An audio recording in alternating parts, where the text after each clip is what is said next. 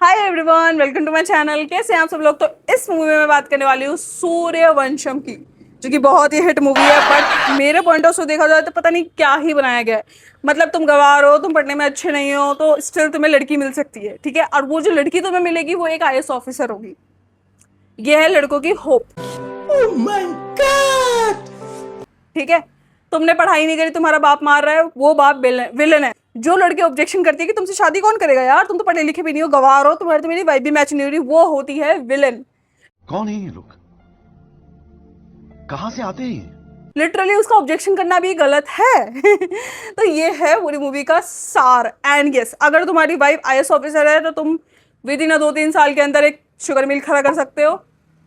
तुम्हारी ट्रांसपोर्ट की कंपनी बहुत अच्छी है, मतलब तुम करोड़ में कमा रहे हो वैसा कुछ, एंड तुम बहुत अच्छे पोस्ट पे बैठे हो, और इवन तुम्हें सोसाइटी रिस्पेक्ट कर रही है। एंड तुमने इस पीरियड में एक अस्पताल बना लिया। डूड, अस्पताल बनाया तुमने। एक अस्पताल का खर्चा ही ना करके एक छोटा अस्पताल भी करोड़ रुपए से कम नहीं जाता है। तो पूरा मूवी का आसार ही है ये। Why, Dada? Why? This is business.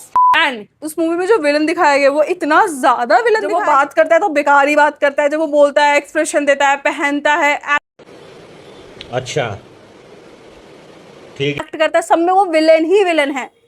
And literally अगर तुम अपनी लाइफ में कुछ सक्सेस नहीं पा पाए तो तुम्हारे माँ बाप भी तुम्हारी रिस्पेक्ट नहीं करेंगे। बिल्कुल उस मूवी का कॉन्सेप्ट ही यही है। एंड अगर तुमने अपनी लाइफ में कुछ सक्सेस पा लिया तो तुम्हें पूरी सोसाइटी रिस्पेक्ट करेगी। उससे पहले तुम्हारी सोसाइटी तुम्हें घास नहीं डाल रही है। चलो ये तो मैं एग्री करती हूँ भाई कि लोगों का ये पर्सपेक्टिव होता है, बट उस मूवी में मुझे 2-3 चीजें समझने हैं कि भाई अगर कोई लड़की तुम्हें रिजेक्ट मार रही है तो वो बाद में तुम्हारे पास आकर के अपने पति के लिए नौकरी क्यों मांग रही है। पूरा ऐसा दिखाया गया है कि अगर लड़की तुम्हें रिजेक्ट कर दे तो भाई कोई दिक्कत नहीं है, वो लड़की वापस आएगी, यू ना, वो वाला मूवी धोएगी तो कच्चे और गंदे बर्तन, वैसे वाला कॉन्सेप्ट लग रहा था।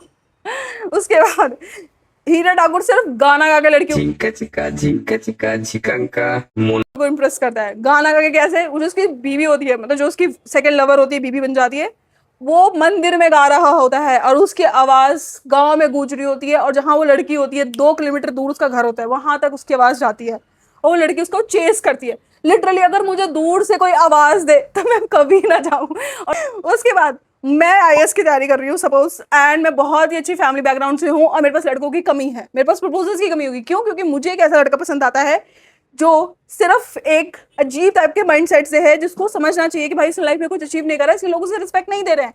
बट नहीं, मुझे वो लड़का पसंद आता है। आई डोंट नो क्या रीजन था। क्यों? क्योंकि उसकी फर्स्ट एक्स ने उसको डिच किया था। और डिच क्यों किया था? क्योंकि वो एलिजिबल नहीं था, पर बना मतलब वो कंप्लीटली गंवार था, इसलिए उसको डिच किया गया। और मैं अपनी पूरी फैमिली, अपने फ्रेंड्स से फाइट करती हूँ, उस लड़के से शादी करती हूँ। इन रियल लाइफ ऐसा कुछ नहीं होता भाई। तो हम शादी करो ऐसे लड़के से जिसको पढ़ना लिखना नहीं आता, जिसको कुछ करना नहीं आता लाइफ में, वो अपने बाप के पैसों पे पल रहा हो, घर पे काम कर रहा हो, उसको उसकी फैमिली गाली दे रही हो, लेकिन वो घर के काम करके खुद के घर में सर्वाइव कर रहा हो, तो मैं ऐसे लड़के को एक्सेप्ट करोगे, वो खुद में ही टॉक्सिक होगा भाई। रियल लाइफ में ऐसा कुछ नहीं होता। ओके, उसके बाद वो दोनों शादी कर लेते हैं, इमेजिन करो शादी, और उसका फ्रेंड उसको अपना घर दे देता है और वो दोनों रह रहे होते हैं। इवन वो हीरा ठाकुर भाई, जो लोग उसकी हेल्प करना चाहते हैं उनको रिलैक्स, मैं खुद से कुछ कमा लूंगा। भाई तुझे कमाना होता तो तू शुरू से कमा रहा होता।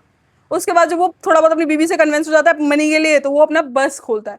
और literally with in 3 to 4 years में, मैंने आज तक रियल लाइफ में ऐसा नहीं सुना कि तो 3 से 4 साल में ना किसी बंदे ने अपनी सक्सेसफुल शुगर मिल की फैक्ट्री बना दी हो, खुद का ट्रांसपोर्ट बिजनेस बना दिया हो, एंड वो ऑलमोस्ट एक अस्पताल खड़ा कर चुका हो, अपने फादर की इच्छा के हिसाब से विशेष पूरी कर रहा हो। और अभी तो रुको, क्लाइमैक्स अभी बाकी है। और स्टिल उसके फादर उसको एंटरटेन नहीं कर रहे। आंटी नलेस उनको रियलाइज होता है कि उनका एक पोता है। क्यों? क्योंकि अभी तक उनका एक पोता था ही नहीं। उनके 2 बेटे और थे लेकिन उनसे कोई पोता नहीं हुआ। तो दे मेंट टू से कि पोता मैटर करता है। उस टाइम पे वो सारे ग्रजेस भुला के अपने पोते से छुप छुप के मिलते हैं, खेलते हैं।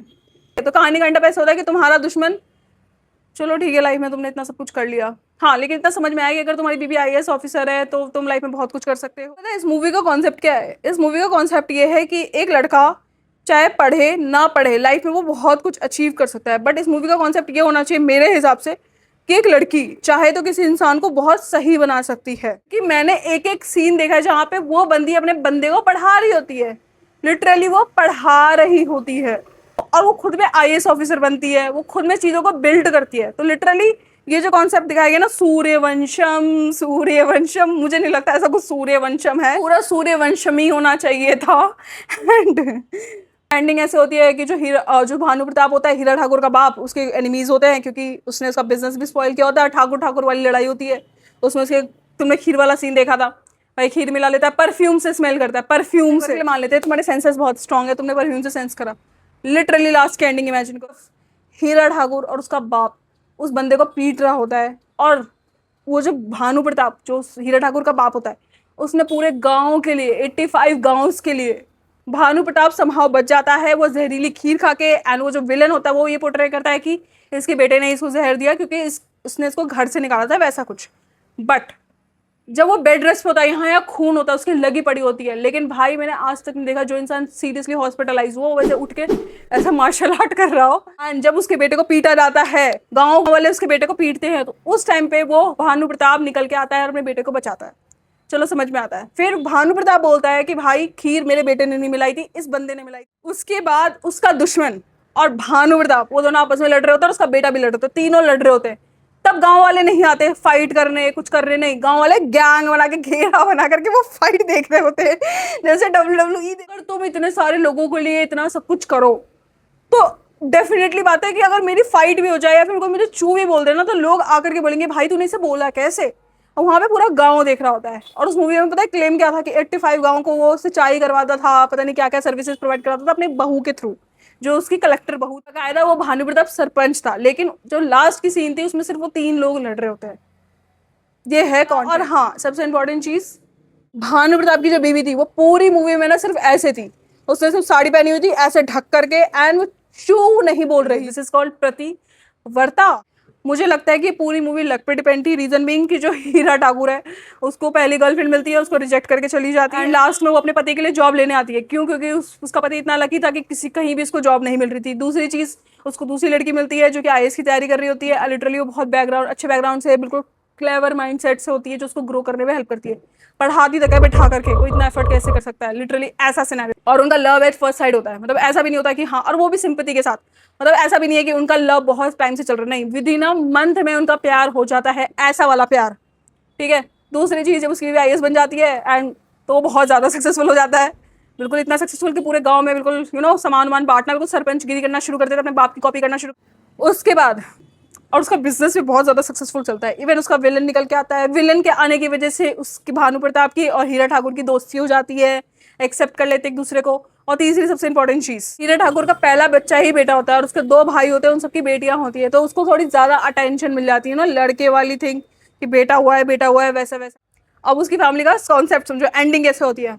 भानु प्रताप के 3 बेटे हैं, पहला बेटा बिजनेसमैन हीरा ठाकुर, दूसरा बेटा डॉक्टर, तीसरा बेटा इंजीनियर, एंड उसकी एक बहू IAS ऑफिसर, खुद सरपंच। तो ये पूरी मूवी ना हाइपोथेटिकल है, रियल लाइफ में ऐसा कुछ नहीं होता। एक लड़की इतना फैक्ट अप हो सकती है यार, डूड, आई डोंट नो ये था क्या, बट मुझे लगता है ये ट्रूली लक बेस्ड है। क्योंकि अगर तुम किसी ऐसे लड़के से शादी करते हो, मैं तुम्हें फैक्ट बताती हूँ भाई, वो लड़का तुम्हारी जिंदगी फैक्ट अप कर देगा। एंड उस मूवी में जो जो हीरा ठाकुर के अगेंस्ट था, चाहे उसका बाप, चाहे उसकी एक्स गर्लफ्रेंड, वो सारे विलन पोर्ट्रे हुए, सारे विलन पोर्ट्रे हुए। Please let me know your thought कि तुम्हारा क्या कहना है। And this is a series हमारे जमाने की मूवीज।